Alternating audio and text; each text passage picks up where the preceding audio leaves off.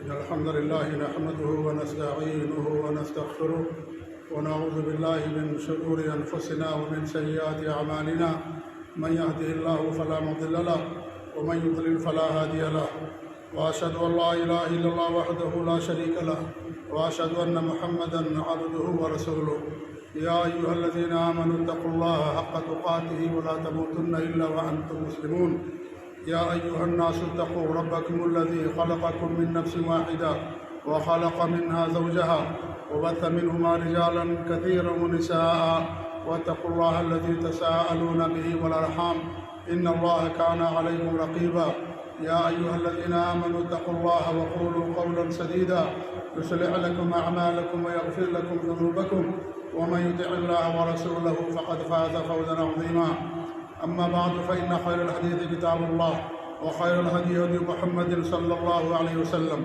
وشر الأمور محدثاتها وكل محدثة بدعة وكل بدعة ضلالة وكل ضلالة في النار فأعوذ بالله السميع العليم بسم الله الرحمن الرحيم أولئك الذين هدى الله فبهداه مقتده وقال في موضع آخر قد كانت لكم أسوة حسنة فی ابراہیم والذین معہ۔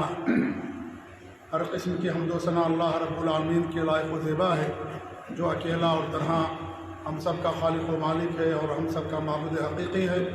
اللہ رب العالمین کی بے شمار حمد و ثنا کے بعد ذات مبارکہ اور مقدسہ پر انگن درود و سلام نازل ہوں، جن کا نام اسم گرامی احمد مجتبیٰ محمد مصطفیٰ صلی اللہ علیہ وسلم ہے، جو ساری انسانیت کی ترقی کے لیے نبی رحمت بنا کر کے مبعوث کیے گئے۔ معزز حاضرین و ناظرین، ذوالحجہ کا مہینہ چل رہا ہے۔ ذوالحجہ کے مہینے میں جنہیں اللہ رب العالمین استطاعت سے نوازتا ہے وہ حج کرتے ہیں، قربانی کرتے ہیں۔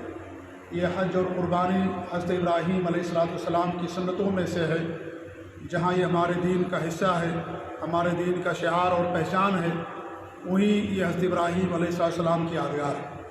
حضرت ابراہیم علیہ السلام بڑے ہی عظیم نبی اور رسول ہیں، اولوالعزم رسولوں میں سے ایک ہیں، اور اس کائنات میں جتنے بھی انبیاء اور رسول آئے ان میں فضیلت و برتری کے لحاظ سے آپ دوسرے مقام پر فائز ہیں۔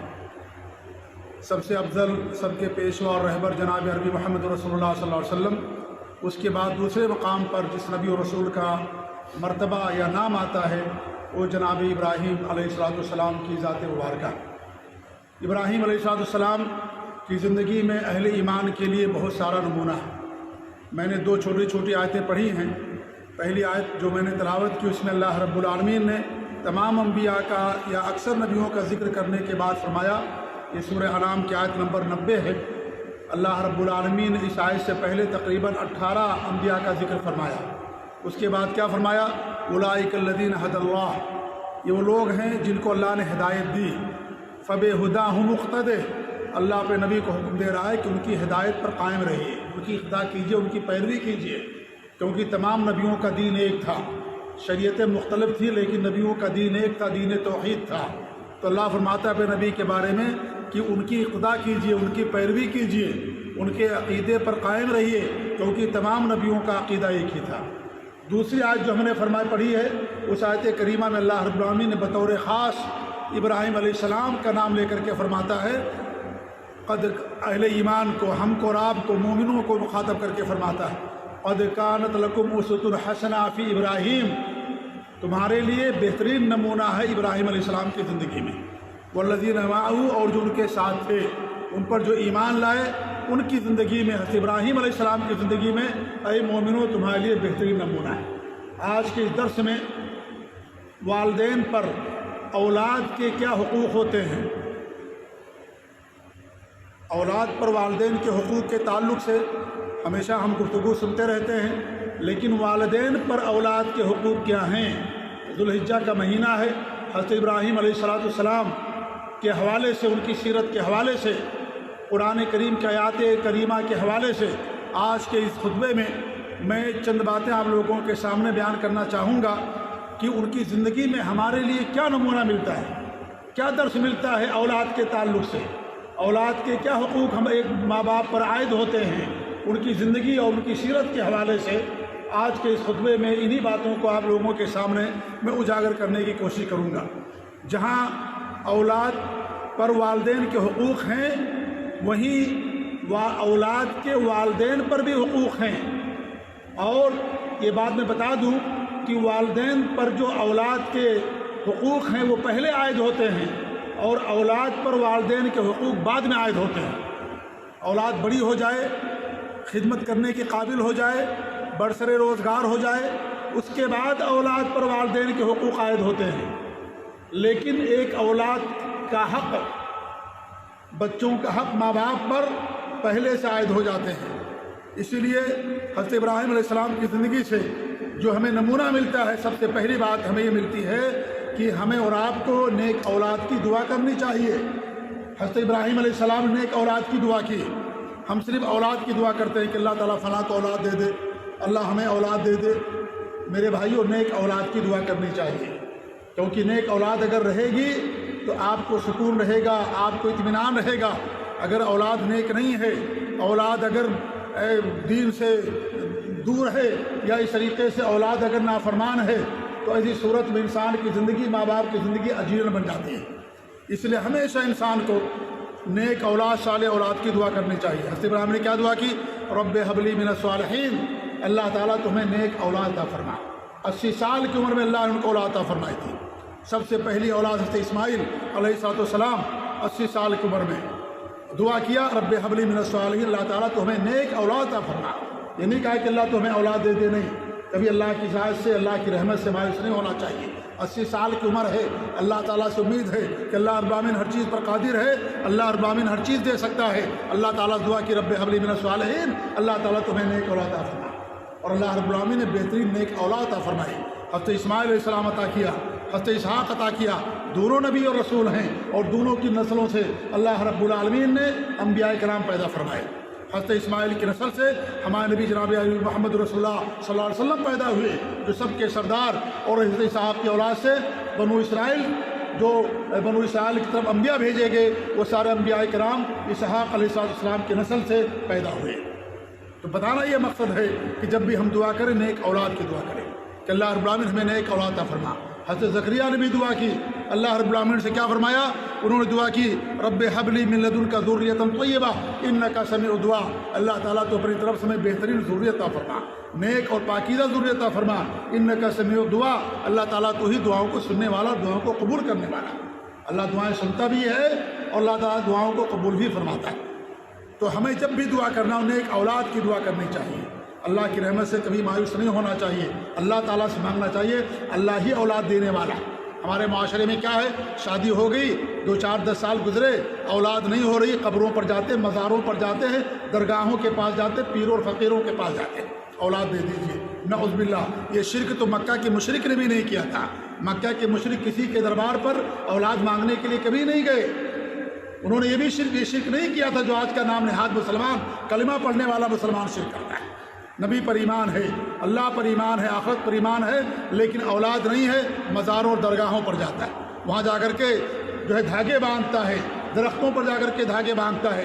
فلاں عورت گئی تھی، اس کو اولاد مل گئی، اس کو خبر پہنچتی ہے، وہ بھی چلی جاتی ہے درگاہ پر دھاگا باندھنے کے لیے۔ نعوذ باللہ من ذالک۔ دینے والا اللہ تعالیٰ ہے، اللہ تعالیٰ کی ہر چیز کا وقت مقرر ہے۔ اللہ نے مقرر کیا تھا کہ فلاں وقت میں آپ کو اولاد ملے گی، ہم نے جلدی کیا، صبر نہیں کیا، اور جا کر کے شرک کا ارتکاب کر بیٹھ گئے۔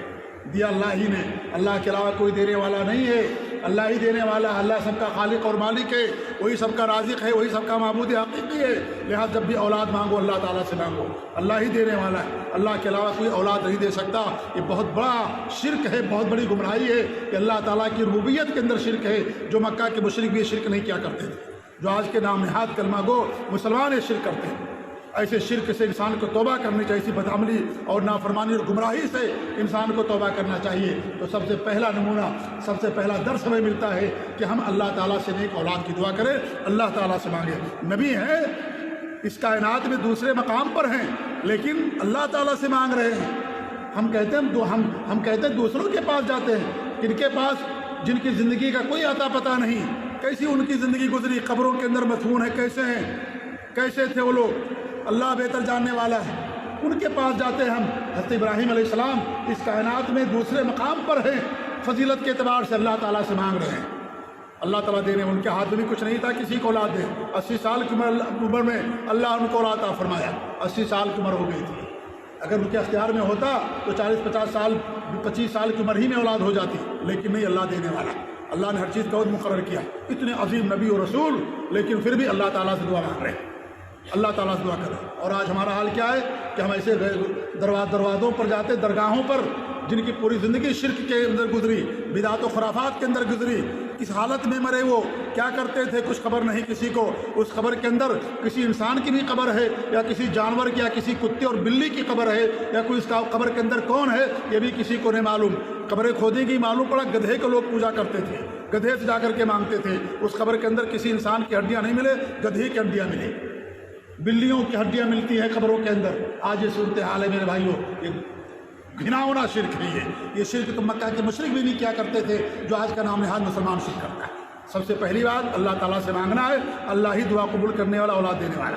نمبر 2، جب اللہ نے ان کو اولاد عطا فرمائی، کیا کیا انہوں نے؟ اللہ تعالیٰ کا شکر ادا کیا۔ ہمیں بھی اللہ تعالیٰ کا شکر ادا کرنا چاہیے، جو بھی کیونکہ نعمتیں ہمیں اللہ کی طرف سے ملتی ہیں۔ وما بکم من نعمت فمن اللہ، جو کچھ بھی ہمارے پاس نعمت ہے، چاہے مال کی نعمت ہو، اولاد کی نعمت ہو، صحت کی نعمت ہو، تندرستی کی نعمت ہو، نیک بیوی کی نعمت ہو، گھر اور اعلیٰ اولاد، دنیا کی جتنی بھی نعمتیں ہیں، حتیٰ کہ جو دین سے متعلق نعمتیں ہیں، وہ ساری نعمتیں اللہ رب العالمین کی طرف سے، اللہ دینے والا بس، اور کوئی کچھ کرنے والا نہیں ہے یہ، لہٰذا اللہ دینے والا ہے، ساری نعمتیں اللہ کی طرف سے، تو اللہ تعالیٰ کا ہمیں شکر ادا کرنا، اللہ دینے والا ہے، اللہ رب العالمین دینے والا، لہذا اللہ تعالیٰ کا شکر ادا کیجیے۔ حضرت ابراہیم نے کیا دعا فرمائی؟ الحمدللہ الذی، کیا انہوں نے کہا؟ الحمدللہ الذی، تمام تعریفیں اللہ رب العالمین کے لیے، اللہ کا شکر ادا کر رہے ہیں۔ وَهَبَ لِي عَلَى الْكِبَرِ إِسْمَاعِيلَ وَإِسْحَاقَ إِنَّ رَبِّي لَسَمِيعُ الدُّعَاء، تمام تعریف، ہر قسم کی حمد و ثنا، بڑائی و بزرگی اس رب کے لیے ہے جس نے ہمیں بڑھاپے میں اسماعیل اور اسحاق عطا کیا ہے۔ بڑھاپے میں اللہ رب العالمین کو یہ اولاد عطا کی، 80 سال کے بعد اللہ رب العالمین کو اولاد عطا فرمائی۔ ان ربی لسمیع الدعاء، میرا رب دعاؤں کو سننے والا اور قبول کرنے والا، اللہ کا شکر ادا کیجیے۔ اور اگر وہ نعمت کسی کے ذریعے سے آپ کو ملتی ہے، ایسی نعمت جو اللہ رب العالمین نے کسی کو اختیار دیا، تو اس آدمی کا بھی شکریہ ادا کیجیے۔ کچھ چیزیں ایسی ہیں جو اللہ کے علاوہ کوئی نہیں دے سکتا، اولاد دینا، بارش برسانا، مارنا جلانا، دنیا کا نظام چلانا، ہوائیں چلانا، صحت دینا، یہ سب اللہ تعالیٰ ہی کرتا، کوئی نہیں کر سکتا۔ لیکن کچھ چیزیں ایسی جو اللہ رب العالمین کسی کے حوالے سے آپ کو دیتا ہے، کسی کے حوالے سے۔ اگر آپ کو کسی کے ذریعے سے نوکری ملی، آپ اس آدمی کا شکریہ ادا کیجیے کہ آپ نے اچھی جگہ پر مجھے نوکری لگوا دی، مجھے تنخواہ رزق حلال کا ذریعہ آپ بن گئے، یہ اللہ نے اختیار دیا ہے۔ آپ بیمار تھے، آپ کو ڈاکٹر کے پاس کسی نے پہنچا دیا، آپ کے پاس گاڑی، اللہ نے آپ کو اختیار دیا ہے، اس میں آپ اس آدمی کا شکر ادا کیجئے جو آپ کو ڈاکٹر کے پاس لے گیا۔ اگر تاخیر ہو جاتی تو آپ کی موت بھی ہو سکتی تھی، اس آدمی کا شکر ادا کیجئے، کیونکہ اللہ رب العالمین نے اس کو آپ کے لیے ذریعہ بنایا۔ اللہ ہی مسبب الاسباب ہے، وہی سبب بنانے والا بھی ہے، لہذا جو آپ کے لیے سبب بن جائے، جن چیزوں میں اللہ نے کسی کو اختیار دیا، یاد رکھیے اس بات کو، جن میں اللہ نے کسی کو اختیار نہیں دیا اس میں کوئی سبب نہیں بنتا، ان میں کوئی سبب نہیں ہوتا۔ اللہ نے جن چیزوں میں اختیار دیا ہے ان میں اگر کوئی آپ کے لیے سبب بن جائے، آپ اس کا شکر ادا کیجئے کہ اس کے ذریعے سے اللہ رب العالمین نے آپ کی مدد فرمائی۔ تو حضرت ابراہیم نے کیا کہا؟ اللہ کی تعریف بیان کی، اللہ کی حمد و ثنا کیا۔ الحمدللہ الذی وہب لی علی الکبر اسماعیل و اسحاق، بڑھاپے میں لمبی عمر ہو جانے کے بعد اسماعیل اور اسحاق کی شکل میں اللہ نے ہمیں اولاد دی۔ اللہ تعالیٰ تیرا لاکھ لاکھ شکر و احسان ہے، تو ہی میری دعاؤں کو سننے والا اور قبول کرنے والا۔ نمبر 3، اولاد مل گئی، اس کی تربیت کا انتظام کیجئے، اچھی تربیت کا دینے والا اللہ تعالیٰ ہے۔ تربیت آپ کے ذمہ ہے کہ آپ کو بچوں کی اچھی اور دینی تربیت کرنا ہے، اس کے لیے اچھی جگہ کا انتخاب کیجئے، اچھے ماحول کا انتخاب کیجئے، اچھی تعلیم اور دینی تعلیم و تربیت کا انتظام کیجئے۔ آپ کی ذمہ داری ہماری ذمہ داری ہے۔ اللہ نے اولاد دے دیا، اللہ کی ذمہ داری نہیں کہ اس کو دیندار بنائے، یہ ہماری ذمہ داری ہے کہ ہم اولاد کو دیندار بنائیں اور دین پر اس کو قائم رکھنے کے لیے ہر جتن کریں، ہر کوشش کریں، یہ ہماری اور آپ کی ذمہ داری بنتی ہے۔ اسی لیے حضرت ابراہیم علیہ السلام کو جب اللہ نے حضرت اسماعیل عطا کیا حضرت ابراہیم علیہ السلام کو، انہوں نے کیا کیا؟ ایسی جگہ جو شرک کا گڑھ تھی، شرک اور کفر ہوا کرتا تھا، عراق سے نکال کر کے لا کر کے ان کو مکہ کی سرزمین میں بسایا۔ کہاں پر؟ خانہ کعبہ کے پاس، ربنا انی اسکنت من ذریتی بواد غیر ذی زرع عند بیتک المحرم ربنا لیقیموا الصلاۃ۔ اللہ رب العالمین، میں نے اپنی ذریت کو ایسی وادی میں جو غیر ذی زرع ہے، غیر آباد ہے، جہاں پانی اور انسان کا کوئی نام و نشان نہیں ہے، ایسی جگہ تیرے حرام گھر کے پاس، بیت اللہ کے پاس لا کر کے میں نے انہیں آباد کر دیا ہے۔ ربنا لیقیموا الصلاۃ، اے ہمارے رب تاکہ وہ نماز کی پابندی کریں، نماز پڑھیں، نماز پر قائم رہے۔ تیرا یہ گھر جو ہدایت کا سرچشمہ ہے، خانہ کعبہ مرکز ہے یہ پوری دنیا والوں کے لیے، اس گھر کے پاس لا کر کے میں نے اپنی ضروریت کو لا کر کے بسا دیا ہے۔ کہاں سے؟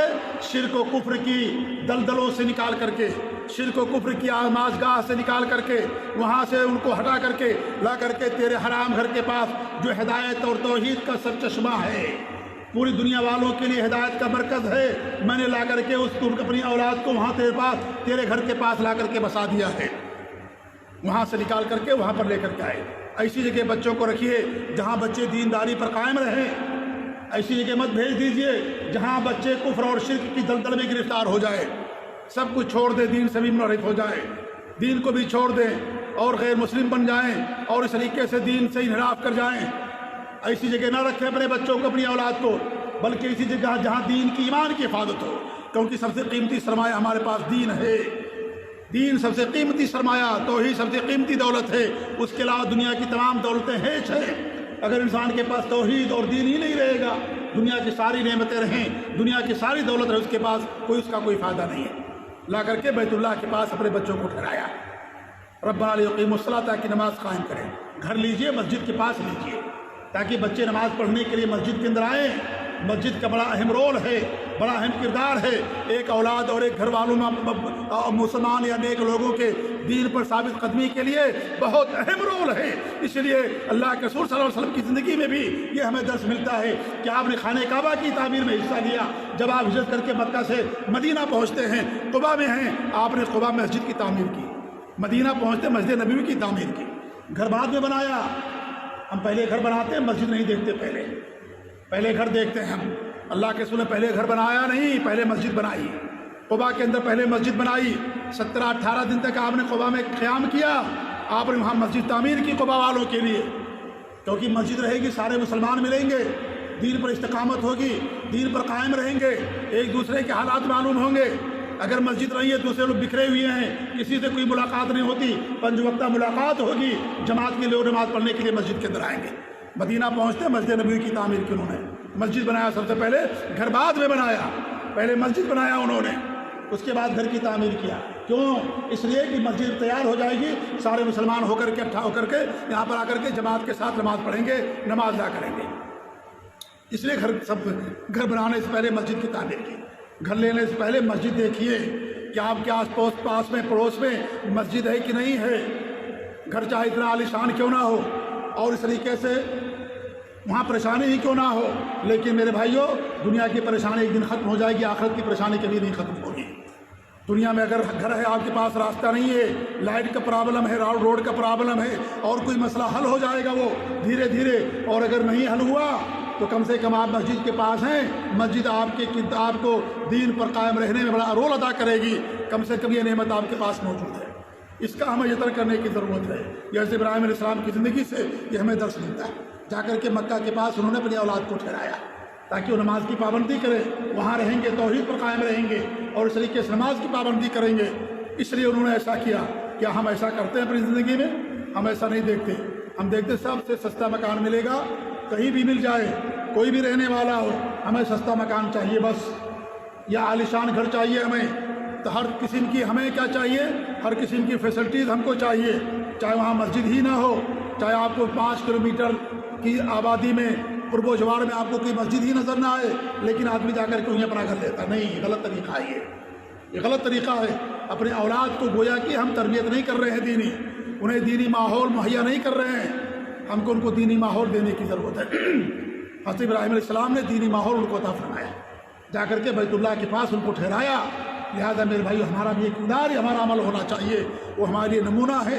حضرت ابراہیم علیہ السلام اپنی اولاد کی تربیت کے حوالے سے ہمیں بھی فکر مند ہونا چاہیے، کیونکہ میرے بھائی اللہ کے رسول کی حدیث ہے کہ قیامت کے دن جسے اللہ رب العالمین نے رعایا عطا فرمایا اور انہوں نے رعایا کی حقوق کی خلاف ورزی کی، خیانت کی، تو اللہ تعالیٰ کے ہاں وہ خائن بن کر کے آئے گا، اور اللہ تعالیٰ کی جنت کی خوشبو بھی اسے نہیں ملے گی۔ جسے اللہ نے اولاد دیا لیکن دین کی تربیت نہیں کی، اسے دین پر قائم رہنے کے لیے جتن اور کوشش نہیں کیا، دینی تربیت نہیں کی، ان کو دنیا کی تمام چیزیں اسے دی، ہر چیز کی حق کو مہیا کیا، لیکن دین جو سب سے بنیادی چیز ہے، جو جیسے جسم کے لیے روح کی ضرورت ہے ویسے ہی ہمارے لیے دین روح سے زیادہ اہمیت رکھتی ہے، اس کا خیال نہیں رکھا اس نے، اور دنیاوی چیزوں کا خیال رکھا، اعلیٰ سے اعلیٰ تعلیم دیا ایسی جگہ جہاں بچہ جانے کے بعد دین سے مرتد ہو گیا، ارتداد کا شکار ہو گیا، دین چھوڑ دیا، لیکن تعلیم بہت اونچی حاصل کر لی۔ میرے بھائیو، ایسی تعلیم سے کوئی فائدہ نہیں، ایسی تعلیم سے کوئی فائدہ نہیں جو بچے کو دین سے مرتد کر دے، دین سے اسے ختم کر دے۔ آپ اعلیٰ تعلیم دیجئے لیکن اس کے حدود ہیں، اس کے ضابطے ہیں۔ ہم یہ نہیں کہتے آپ بچے کو ڈاکٹر نہ بنائیے، انجینئر نہ بنائیے آپ، لیکن ان کی دینی تربیت کا بھی خیال رکھیے، دین کی تربیت بھی اس کا خیال رکھیے۔ ایسی جگہوں کا انتخاب کیجئے جو بچے کا دین پر رہنے میں اسے کوئی پریشانی نہ ہو اور دین پر قائم اور دائم رہے۔ ایسی جگہوں کا، ایسے مدرسوں اور ایسے اسکولوں کا ہم کو انتخاب کرنا چاہیے، اور ایسی جگہوں اور مقامات کا ہم کو انتخاب کرنا چاہیے۔ تو حضرت ابراہیم علیہ السلام نے لے جا کر کے اپنے بچے کو کہاں پر آباد کیا؟ مکہ مکرمہ کے پاس جا کر کے ان کو آباد کیا۔ لہذا ہمیں بھی ایسا دینی ماحول اپنے بچوں کو مہیا کرنے کے لیے بچوں کا حق ہمارے اوپر ہے۔ اسی علماء نے بیان کیا کہ اللہ رب العالمین قیامت کے دن پہلے ماں باپ سے پوچھے گا کہ تم کو ہم نے اولاد دیا، تم نے اولاد کا حق ادا کیا کہ نہیں کیا؟ پہلے ماں باپ سے سوال کیا جائے گا، اولاد سے بعد میں سوال ہوگا کہ تم نے ماں باپ کا حق ادا کیا کہ نہیں کیا، ان سے بعد میں سوال ہوگا، پہلے ماں باپ سوال کیا جائے گا۔ اسے بہت گمبھیر مسئلہ ہے، یہ بہت اہم معاملہ ہے۔ اسے آپ لوگ، ہم لوگ اسے لائٹ میں نہ لیں، اسے ہلکا نہ سمجھیں کہ خلاص اولاد ہوگی معاملہ ختم ہو گیا، حل ہو گیا۔ نہیں، ہم کو اس پر غور کرنے کی ضرورت ہے اور اس کے بارے میں فکر مند ہونے کی ضرورت ہے، کیونکہ وہ ہمارا سرمایہ ہے۔ اگر وہ ہم ان کی اچھی تربیت کریں گے، دینی کی تربیت کریں گے، وہ ہمارے لیے بعد میں صدقہ جاریہ بھی بنیں گے۔ لیکن اگر ہم ہی ان کے لیے گمراہی کا ذریعہ بن گئے، ہم ہی ان کو دین سے مرتد کرنے کا ذریعہ بن گئے، تو ہمارے لیے کیا ہوگا؟ وبال جان ہوں گے، وہ ہمارے لیے دعا نہیں کریں گے، وہ ہمارے لیے صدقہ جاریہ نہیں ہوں گے، بلکہ ہمارے لیے برائی کا ذریعہ ہوں گے۔ اور جب تک وہ برائی پر قائم رہیں گے، کرتے رہیں گے، ہمیں بھی اس کا گناہ ملتا رہے گا، کیونکہ ہم ان کا ذریعہ بن گئے۔ اگر ہم ان کے لیے نیکی کا ذریعہ بنیں گے، دین پر ثابت قدمی کا ذریعہ بنیں گے، جب تک دین پر قائم رہیں گے، نیکی کریں گے، اس کا اجر بھی ہمیں ملتا رہے گا، اور جب وہ گناہ کریں گے تو گناہ بھی ہم کو ملتا رہے گا۔ لہذا یہ کوئی ہلکا مسئلہ نہیں ہے، یہ کوئی معمولی مسئلہ نہیں ہے، یہ کہ کریں گے تو ثواب، نہیں کریں گے تو گناہ نہیں ہوگا، ایسا کوئی مسئلہ نہیں ہے۔ یہ بہت اہم مسئلہ ہے، ان سب پر آپ کو، ہم کو مل بیٹھ کر کے غور کرنے کی ضرورت ہے، فکر مند ہونے کی ضرورت ہے۔ تو یہ بھی ہمیں درس ملتا ہے کہ اپنی اولاد کی تربیت کے لیے اچھی جگہ کا انتخاب، اچھا ماحول، دینی ماحول ہمیں ڈھونڈنے کی ضرورت ہے، اور دینی ماحول میں بچوں کو رکھنے کی ضرورت ہے۔ اسی طریقے سے میرے بھائیوں، ہمیں ان کے لیے دعا کرنے کی بھی ضرورت ہے کہ ہم بچوں کے لیے دعا کریں، ثابت قدمی کی، اور ماں باپ کی دعا بد دعا دونوں قبول ہوتی ہے۔ یاد رکھیے اس بات کو، اللہ کے رسول کی حدیث ہے کہ ماں باپ کی دعا بد دعا دونوں قبول ہوتی ہے۔ اس لیے ہمارے نبی نے منع فرمایا ہے کہ کبھی بھی اپنی اولاد کے لیے بد دعا نہ کرنا۔ ہو سکتا ہے وہ تمہاری دعا کی قبولیت کا وقت ہو اور تمہاری بد دعا قبول کر لی جائے، اور تمہاری بد دعا کے نتیجے میں تمہاری اولاد گمراہ ہو جائے اور اس طریقے سے پریشانیوں کے اندر مبتلا ہو جائے۔ کبھی بھی انسان کو بد دعا نہیں کرنی چاہیے اپنی اولاد پر۔ اولاد کتنی سرکش کیوں نہ ہو جائے، کتنی نافرمان کیوں نہ ہو جائے، لیکن پھر بھی ایک ماں باپ کو ہمیشہ نرمی کا اور پیار اور محبت کا برتاؤ کرنا چاہیے، اور اس کو درگزر کرتے ہوئے ہمیشہ ان کے لیے دعا کرنا چاہیے، نیکی کی دعا کرنا چاہیے کہ اللہ تعالیٰ ان کو دیندار بنا دے، اللہ تعالیٰ ان کو نیک بنا دے۔ یہ انسان کو ہمیشہ دعا کرنی چاہیے، اللہ تعالیٰ ان کو نمازی بنا، اللہ ان کو موحد بنا، اللہ ان کو شرک سے دور رکھ، توحید پر قائم رکھ۔ انسان کو ہمیشہ اپنی اولاد کے لیے دعا کرنی چاہیے۔ حضرت ابراہیم علیہ السلام نے بھی دعا کی تھی اپنی اولاد کے لیے، رب اجعلنی مقیم الصلاۃ ومن ذریتی ربنا وتقبل دعا۔ اے میرے رب، تو مجھے نماز کو قائم کرنے والا بنا۔ دعا کر رہے ہیں حضرت ابراہیم علیہ السلام اللہ تعالیٰ سے کہ اللہ تعالیٰ تو ہمیں نماز کا قائم کرنے والا بنا۔ انسان کو ہمیشہ اپنے لیے دعا کرنی چاہیے، یا مقلب القلوب ثبت قلبی علی دینک، ویا مصرف القلوب صرف قلبی علی طاعتک۔ اے دلوں کو پھیرنے والے تمہارے دل کو اپنی عبادت اپنے دین پر قائم رکھ، اور اے دلوں کو پھیرنے والے ہمارے دل کو تو اپنی اطاعت پر قائم رکھ، ثابت قدمی عطا فرما۔ ہمارے نبی دعا کرتے تھے، ہمیں بھی دعا کرنی چاہیے۔ حضرت ابراہیم دعا کیا کرتے تھے، ربی اجعلنی مقیم الصلاۃ، اللہ تعالیٰ تمہیں نماز قائم کرنے والا بنا رہا ہمیشہ۔ اگرچہ آپ نماز پڑھتے ہیں، پابندی سے پڑھتے ہیں، لیکن پھر بھی دعا کریں اللہ تعالیٰ سے۔ کیا حضرت ابراہیم علیہ السلام نماز نہیں پڑھتے تھے؟ نعوذ باللہ، پابندی کے ساتھ نماز قائم کیا کرتے تھے، لیکن پھر بھی دعا کر رہے ہیں رب اجعلنی مقیم الصلاۃ، اللہ تعالیٰ ہمیں نماز کا قائم کرنے والا بنا۔ کب آپ کے ہمارے دل پھیر دیے جائیں؟ اللہ کے رسول کے دل سے بندے کا دل انسان کے اللہ تعالیٰ کی 2 انگلیوں کے درمیان میں ہے۔ اللہ تعالیٰ جب چاہے جدھر چاہے اس کو پھیر دیتا ہے، اس لیے ہمیشہ دعا کرنی چاہیے انسان کو۔ کب انسان شیطان کی پیروی شروع کر دے، کب شیطان کے بہکاوے میں آ جائے، کب شیطان کے نرغے میں انسان آ جائے، اس لیے ہمیشہ انسان کو اللہ تعالیٰ دعا کرنی چاہیے کہ اللہ تعالیٰ تمہیں توحید پر، دین پر، نماز پر قائم رہے۔ حضرت ابراہیم علیہ السلام دعا کر رہے ہیں رب اجعلنی مقیم الصلاۃ ومن ذریتی، اللہ تعالیٰ تو ہمیں نماز کو قائم کرنے والا بنا اور ہماری ذریت کو بھی نماز قائم کرنے والا بنا۔